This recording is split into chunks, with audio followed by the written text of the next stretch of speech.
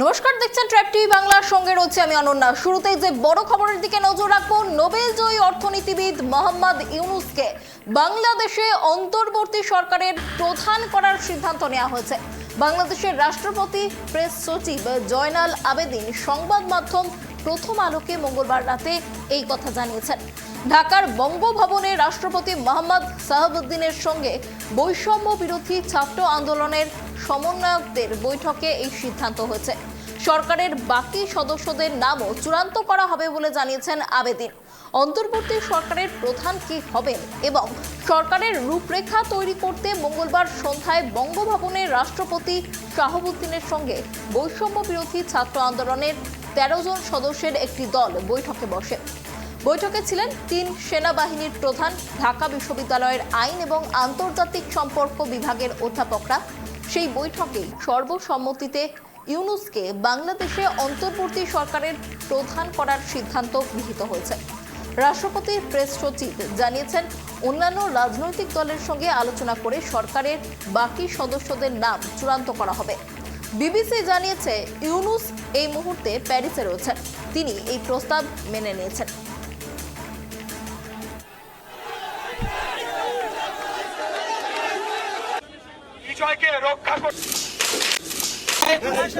বর্তমান পরিস্থিতি এবং অন্তর্বর্তীকালীন সরকার নিয়ে আলোচনা হয়েছে, আমাদের একটি ফলপ্রসূ আলোচনা হয়েছে এবং ছাত্র নাগরিক অভ্যুত্থানকারীদের পক্ষ থেকে যেই সরকার প্রস্তাব করা হবে সেই প্রস্তাবিত সরকারই চূড়ান্ত অন্তর্বর্তীকালীন সরকার হবে, সে নিশ্চয়তা আমরা আজকে বঙ্গভবন থেকে পেয়েছি।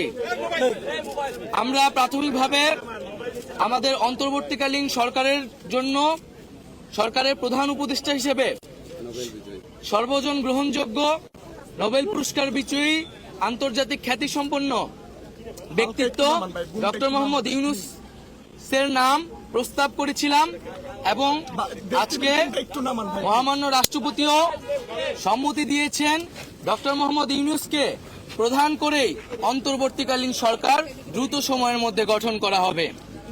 এবং আমরা এই অন্তর্বর্তীকালীন সরকারের একটি প্রাথমিক তালিকা দিয়ে এসেছি, যেখানে নাগরিক সমাজ সহ ছাত্র প্রতিনিধিত্ব রয়েছে এবং খুবই দ্রুত সময়ের মধ্যে আমরা এই তালিকাটি নিয়ে বিভিন্ন রাজনৈতিক পক্ষের সাথে আলোচনার মাধ্যমে এটি চূড়ান্ত করা হবে এবং খুবই দ্রুত সময়ের মধ্যে অন্তর্বর্তীকালীন সরকার ঘোষণা করা হবে।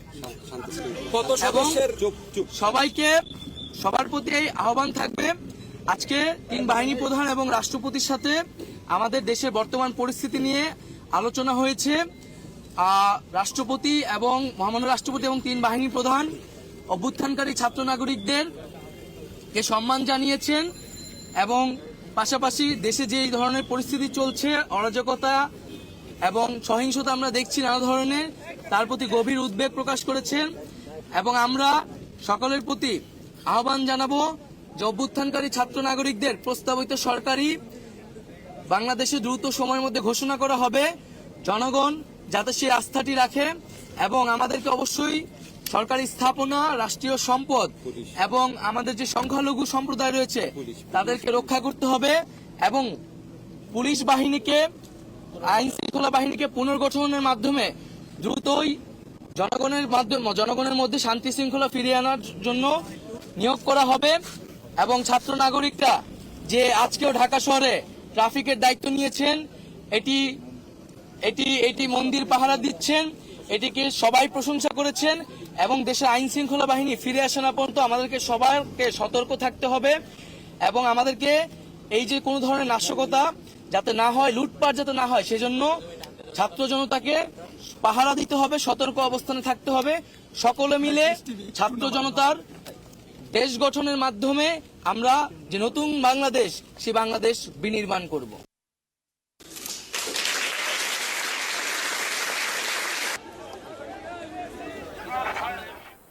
এই বিষয়ে আরো বিস্তারিত কথা বলবো, আমাদের সঙ্গে রয়েছে আমাদের সহকর্মী গৌরব। দেখো, যে বিষয়টা নিয়ে আমরা এতক্ষণ কথা বলছিলাম, যে অন্তর্বর্তী সরকার গঠনের প্রধান হিসাবে সিদ্ধান্ত নেওয়া হলো যে মোহাম্মদ ইউনুসকেই প্রধান করা হবে, তার নেতৃত্বেই অন্তর্বর্তী সরকার গঠিত হবে বাংলাদেশে। বিস্তারিত কি তথ্য রয়েছে?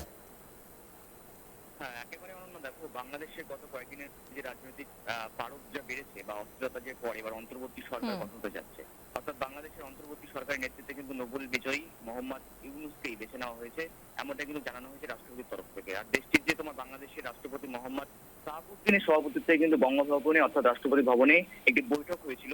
সেই বৈঠকে কিন্তু সিদ্ধান্ত নেওয়া হয়েছে আন্দোলনরত শিক্ষার্থীরা অন্তর্বর্তীকালীন সরকারের নেতৃত্বে মোহাম্মদ ইউনুসের নাম প্রস্তাব করেছিলেন এবং কোটা আন্দোলনের নেতৃত্বকারী ছাত্র নেতাদের পাশাপাশি 3 বাহিনীর প্রধানরাও কিন্তু এই বৈঠকে যোগ দিয়েছিলেন। অর্থাৎ তোমাকে আরো একবার জানিয়ে রাখি, এই নোবেলজয়ী ইউনুসকে, এই ইউনুসের আসল পরিচয়টা কি তোমাকে জানিয়ে রাখি একবার। এই মোহাম্মদ ইউনুস আসলে একজন বাংলাদেশের প্রাক্তন প্রধানমন্ত্রী। বর্তমানে যিনি শেখ হাসিনা ছিলেন, অর্থাৎ বলা যেতে পারে বর্তমানে তিনি প্রাক্তন রয়েছেন শেখ হাসিনা, সেই প্রধানমন্ত্রী কিন্তু কট্টর প্রতিপক্ষ ছিলেন এই মোহাম্মদ ইউনুস।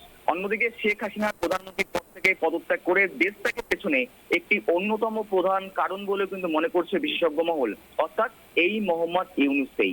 গরিবের ব্যাংকার নামেও কিন্তু পরিচিত ছিলেন এই মোহাম্মদ ইউনুস। অর্থাৎ ইউনুস এবং তার দ্বারা প্রতিষ্ঠিত গ্রামীণ ব্যাংক 2006 সাল থেকে নোবেল শান্তি পুরস্কার লাভ করে। আবার তোমাকে জানিয়ে রাখি, তিনি কিন্তু গরিবের ব্যাংকার নামে কিন্তু পরিচিত ছিলেন এবং তার একটি ব্যাংক, গ্রামীণ ব্যাংক 2006 সালে প্রতিষ্ঠিত হয় এবং সেই ব্যাংক প্রতিষ্ঠিত করার পরে কিন্তু নোবেল শান্তি পুরস্কার লাভ করেন তিনি। কারণ তিনি গ্রামীণ গরিবদের জন্য $100 কম ক্ষুদ্র ঋণ প্রদান করে লক্ষ লক্ষ মানুষকে দারিদ্র্য থেকে মুক্তি দিতে সাহায্য করেছিলেন। এই হতদরিদ্ররা বড় ব্যাংক থেকে কোনো সাহায্য পেত না, যার জন্য কিন্তু এমন সিদ্ধান্ত নিয়েছিল এই ইউনুস।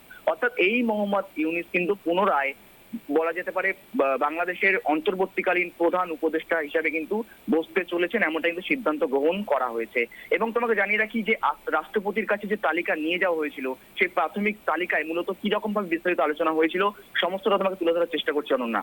দেখো, বৈষম্য বিরোধী ছাত্র আন্দোলনের সমন্বয়ক মোহাম্মদ নাহিদ ইসলাম, অর্থাৎ আবারও জানিয়ে রাখি, এই যে ছাত্র আন্দোলন, এই যে বৈষম্য বিরোধী আন্দোলন, এই ছাত্র আন্দোলনের সমন্বয়ক বা আহ্বায়ক ছিল কিন্তু মোহাম্মদ নাহিদ ইসলাম। তিনি জানিয়েছেন অন্তর্বর্তীকালীন সরকারের প্রধান উপদেষ্টা হিসাবে নোবেলজয়ী অর্থনীতিবিদ এই মোহাম্মদ ইউনুসের নাম প্রস্তাব করা হয়েছে। আর রাষ্ট্রপতিও এই প্রস্তাবে সম্মতি দিয়েছেন আর তাকে প্রধান করে দ্রুততম সময়ের মধ্যে অন্তর্বর্তীকালীন সরকার গঠন হবে। আর এই সরকার একটি প্রাথমিক তালিকা দেওয়া হয়েছে, যেখানে নাগরিক সমাজ থেকে শুরু করে ছাত্র প্রতিনিধিত্ব ছিল। খুবই দ্রুত সময়ের মধ্যে এই তালিকাটি নিয়ে বিভিন্ন রাজনৈতিক পক্ষের সঙ্গে আলোচনা থেকে শুরু করে বৈঠক থেকে শুরু করে চূড়ান্ত করা হবে বলে এমন জানানো হয়েছিল। অর্থাৎ মঙ্গলবার রাতেই কিন্তু বঙ্গভবনে রাষ্ট্রপতি এবং 3 বাহিনীর প্রধান অর্থাৎ বৈষম্য বিরোধী ছাত্র আন্দোলনের প্রতিনিধির সঙ্গে তোমার বলা যেতে পারে সেখানে বিমান বাহিনীর প্রধান, নৌবাহিনীর প্রধান এবং সেনাবাহিনীর প্রধান, এই 3 বাহিনীর প্রধানের সঙ্গে কিন্তু বৈষম্য বিরোধী ছাত্র আন্দোলনের প্রতিনিধিদের বৈঠক শেষে এসব কথা কিন্তু বলেন এই নাহিদ, অর্থাৎ বৈষম্য বিরোধী ছাত্র আন্দোলনের সমন্বয়ক। এরপর তিনি আরো বলেন, আমরা সমন্বয়ক বৃন্দ এবং বৈষম্য বিরোধী ছাত্র আন্দোলনের লিওজো কমিটি আমাদের সঙ্গে সম্মানিত শিক্ষক, অধ্যাপক অফিস নজরুল এবং অধ্যাপক তাজনিম উদ্দিন খান একত্রে বঙ্গভবনে এসেছিলাম।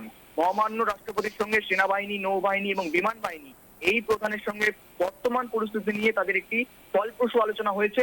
আর যার জেরে কিন্তু একেবারেই অন্তর্বর্তীকালীন সরকার গঠন করতে চলেছে এই বৈষম্য বিরোধী ছাত্র আন্দোলনের তোমার যারা রয়েছিলেন, দায়িত্বে বা সমন্বয়ক যারা ছিলেন, তাদের গুরুত্বকে কিন্তু বলা যেতে পারে মান্যতা দেওয়া হচ্ছে। অর্থাৎ ছাত্রদের তাদেরকে কিন্তু মান্যতা দেওয়া হচ্ছে এই মুহূর্তে দাঁড়িয়ে অনন্যা। তোমার কাছে আরো একটা বিষয় জানতে চাইবো গৌরব, যে অন্তর্বর্তীকালীন সরকার গঠনের প্রধান তো স্থির করা হলো, কিন্তু বাকি সদস্যদের নাম সেটা কবে প্রকাশ করা হবে সেই বিষয়ে কিছু জানা যাচ্ছে? একেবারে দেখো, অস্থিরতা তো একটা রয়েছেই বলা যেতে পারে, কিন্তু যেটা মূলত দাবি ছিল, তারা একটি দেখো ভিডিও বার্তা কিন্তু সোশ্যাল মিডিয়ায় কিন্তু প্রকাশ পেয়েছিল। সেখানে তারা জানাচ্ছিলেন, আহ্বায়করা তারা জানাচ্ছিলেন যে 24 ঘন্টার মধ্যে সংসদ ভবন যদি না হয়, সংসদ যদি ভাঙা না হয়, সেক্ষেত্রে দাঁড়িয়ে তারা আরো বৃহত্তর আন্দোলনে কিন্তু পথে নামতে চলেছেন, আমাদের জানানো হয়েছিল। সেই বার্তাকে কিন্তু মান্যতা দিয়ে তড়িঘড়ি বলা যেতে পারে 24 ঘন্টা পেরোতে না পেরোতেই কিন্তু এই সিদ্ধান্তে আসা হয়েছে। অর্থাৎ বলা যেতে পারে একটি অশান্তির যে বাতাবরণ, এই বাতাবরণকে থামানোর জন্য এবং অশান্তির আশটাকে কিছুটা কমানোর জন্য কিন্তু রাষ্ট্রপতির তরফ থেকে এমনটাও অন্তর্বর্তীকালীন তড়িঘড়ি করে সিদ্ধান্ত নেওয়া হয়েছে। এর মধ্যে কিন্তু বিএনপি অর্থাৎ বেশ, অনেক ধন্যবাদ গৌরব আমাদের সঙ্গে থাকার জন্য। যেমনটা আপনাদের জানালাম, মোহাম্মদ ইউনূস তিনি বাংলাদেশের অন্তর্বর্তী সরকারকে নেতৃত্ব দেবেন। ছাত্রজোট যে প্রস্তাব দিয়েছিল সেই প্রস্তাবে এবার শিলমোহর দিল বাংলাদেশ কর্তৃপক্ষ।